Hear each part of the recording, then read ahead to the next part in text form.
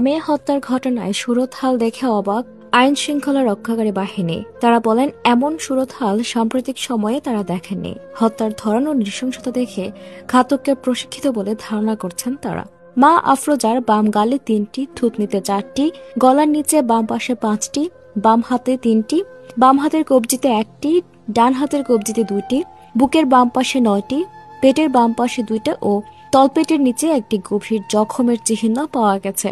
হ্যাঁ দর্শক, রাজধানীতে মা মেয়ে হত্যার ঘটনায় অভিযুক্ত কাজের মেয়েকে প্রশিক্ষিত বললেন তদন্তকারী সংশ্লিষ্ট দল।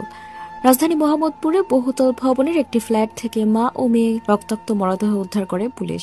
সোমবার 8 ডিসেম্বর সকালে লাইলা আফরোজ ও তার মেয়ে নাফিসা লাইলা বিনতে আজিজের মরদেহ উদ্ধার করা হয়। এ ঘটনায় 4 দিন আগে কাজে নেওয়া গৃহকর্মী আয়েশাকে প্রধান সন্দেহভাজন হিসেবে খুঁজছে পুলিশ। আনুমানিক 20 বছর বয়সী ওই নারী স্বাভাবিকভাবে সোমবার 8 ডিসেম্বর সকালে কাজে এসেছিলেন বোরকা পরিহিত অবস্থায়, আর প্রায় 2 ঘন্টা পর বেরিয়ে যান স্কুল ড্রেস পরে, কাঁধে ব্যাগ ঝুলিয়ে। মাঝের সময়টিতে ওই বাসায় খুন হন মা মেয়ে। সময় 100 মিনিট। এদিকে রাজধানী মোহাম্মদপুরে মা লাইলা আফরোজ ও তার মেয়ে নাফিসা লাওয়াল বিনতে আজিজকে হত্যাকাণ্ডের ঘটনায় এখনো কোনো কারণ জানতে পারেনি আইন শৃঙ্খলা রক্ষাকারী বাহিনী। নেপথ্যে কি কারণ হতে পারে তা খুঁজছে পুলিশ। তবে পুলিশ বলছে, প্রশিক্ষিত কিলার ছাড়া এমন নৃশংস হত্যাকাণ্ড ঘটানো কোনোভাবেই সম্ভব না। সোমবার 8 ডিসেম্বর মোহাম্মদপুর শাহজাহান রোডের একটি বাসায় মা মেয়েকে এমন নৃশংস হত্যাকাণ্ডের পর নানা প্রশ্নের জন্ম দিয়েছে। সংশ্লিষ্ট কর্মকর্তারা বলছেন, এমন সুরতহাল সাম্প্রতিক সময়ে তারা দেখেননি।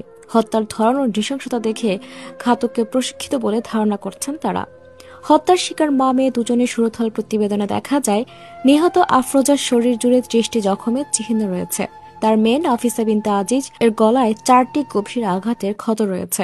মা আফরোজার বাম গালে 3টি, থুতনিতে 4টি, গলার নিচে বাম পাশে 5টি, বাম হাতে 3টি, বাম হাতের কবজিতে 1টি, ডান হাতের কবজিতে 2টি, বুকের বাম পাশে 9টি, পেটের বাম পাশে 2টা ও তলপেটের নিচে একটি গভীর জখমের চিহ্ন পাওয়া গেছে, যার মাধ্যমে মা আফরোজার মৃত্যু নিশ্চিত করেছে এ ঘাতক। অপরদিকে মেয়ে নাফিসের বুকের 2 পাশে 4টি গভীর ক্ষতের চিহ্ন পাওয়া গেছে। ধারালো ছুরিকাঘাতের ফলে অতিরিক্ত রক্তক্ষরণ হওয়ায় দুজনেরই মৃত্যু হয়। এদিকে সোমবার রাতে ময়নাতদন্ত শেষে মা মেয়ের মরদেহ পরিবারের কাছে হস্তান্তর করেছে পুলিশ। নৃশংস হত্যাকাণ্ডের ঘটনায় গৃহকর্মী আয়েশাকে আসামি করে মোহাম্মদপুর থানায় হত্যা মামলা দায়ের করা হয়েছে। ঢাকা মেট্রোপলিটন পুলিশ তেজগাঁও বিভাগের উপকমিশনার ইবনে মিজান বলেন, আমরা প্রাথমিকভাবে কিছু তথ্য পেয়েছি, সেসব যাচাই বাছাই চলছে। সিসি ক্যামেরার ফুটেজ বিশ্লেষণ করছি। হত্যার আগে পরে তার উপস্থিতি ও অ্যাক্টিভিটিস বিশ্লেষণ করে পরবর্তী তদন্ত এগিয়ে নিয়ে যাব।